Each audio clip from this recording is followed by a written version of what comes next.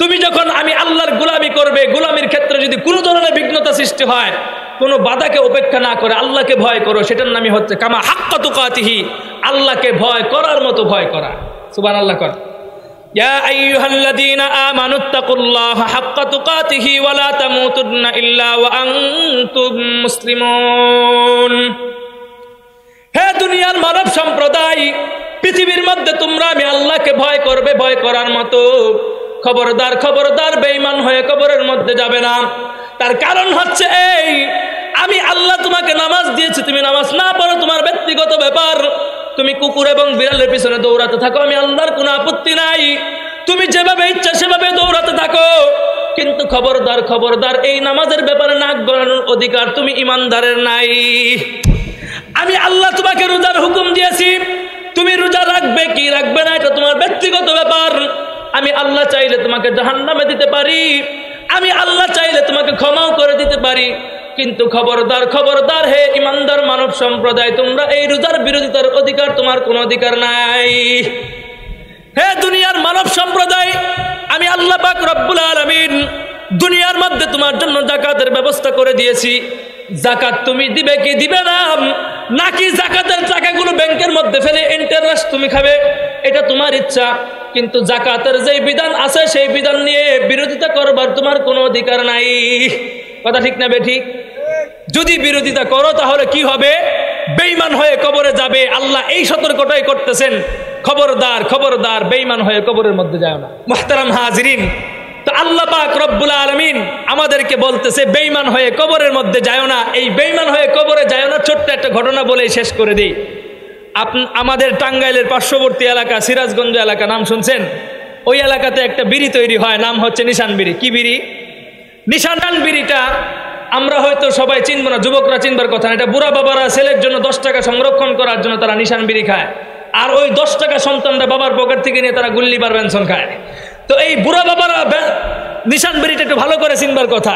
তো এই নিশান বিড়ি এই এলাকার মধ্যে অনেকে চিনে। ওই নিশান বিড়ির কোম্পানির মালিক যিনি আছে, বিশাল বড় মালিক, কোটি কোটি টাকার মালিক। ও কোনোদিন পশ্চিম দিকে সেজদাও করতো না, নামাজও পড়তো না। তো কোম্পানির ভিতরে যখন যাইতো, যাওয়ার পরে দেখলো যে যুবকরা ওইখান থেকে আজান হইলে নামাজ পড়তে যায়। কই যায়? তো এখন বস একদিন জিজ্ঞেস করতেছে, কিরে আজান হইলে তোমরা কই যাও? তখন তারা বলতেছে, হে বস, দুনিয়াতে পেট চালানোর জন্য যদি আপনার গোলামি করতে হয়, তাহলে যেই আল্লাহ আমাকে দুনিয়াতে পাঠিয়েছে তার গোলামি কতটুকু করতে হবে? আমরা তো সেই জায়গায় যাই, ইয়া আইয়ুহান নাস উবুদু রাব্বাকুমুল্লাযী খালাকাকুম, যেই আল্লাহ আমার দেহ সৃষ্টি করেছে, যেই আল্লাহ আমার পুরো বডি তৈরি করে দিয়েছে, সেই আল্লাহর কুদরতি পায়ে সিজদা করবার জন্য আমরা নামাজে তৈরি হই। সুবহানাল্লাহ কর। তো এই যে যায় নামাজে, আমরা সেখানে গোলামি করতে যাই। তো ও তো আর কোরআন হাদিস কোনো কিছু বুঝে না, কোনোদিন পশ্চিম দিকে সেজদাও দেয় নাই।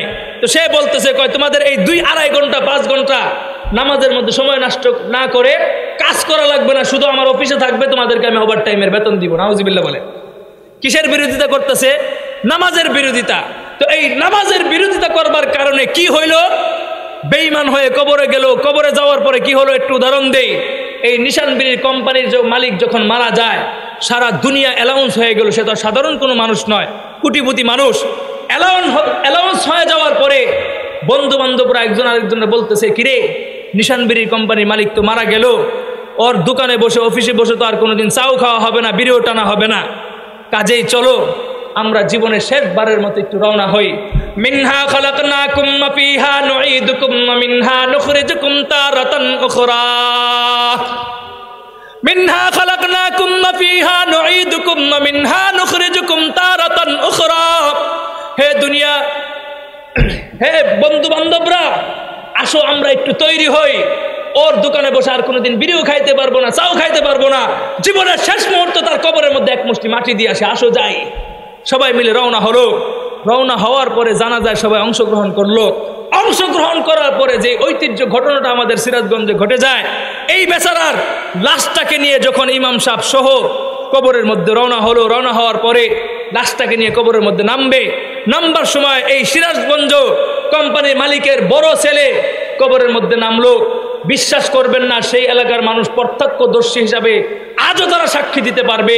লাশটাকে যখন কবরের মধ্যে রাখতে যাবে, কাপড়ের কাপড়টা যেই মাত্র মাটির মধ্যে স্পর্শ করেছে, আল্লাহর গজবী আগুন কবর থেকে গেছে।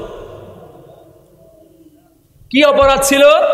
অপরাধ বেশি না, অপরাধ ছিল একটাই, নামাজ পড়তো না। সেটা আল্লাহ আমাকে দেখতেন, পরে তোমাকে রহম করা যায় কিনা, চেষ্টা করতেন জীবনের কোনো এক ভালো উসিলা আমল দিয়ে তোমাকে মুক্তি দেওয়া যায় কিনা। কিন্তু তার বড় অপরাধ ছিল এই কোরআনের এই বিধানকে বিরোধিতা করবার কারণে, লঙ্ঘন করবার কারণে তার কপালের এই দুর্দশা ছিল।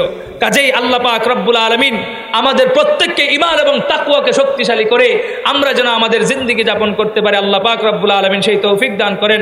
ওয়া আখির দাওয়ানা আনিল হামদুলিল্লাহি রাব্বিল আলামিন।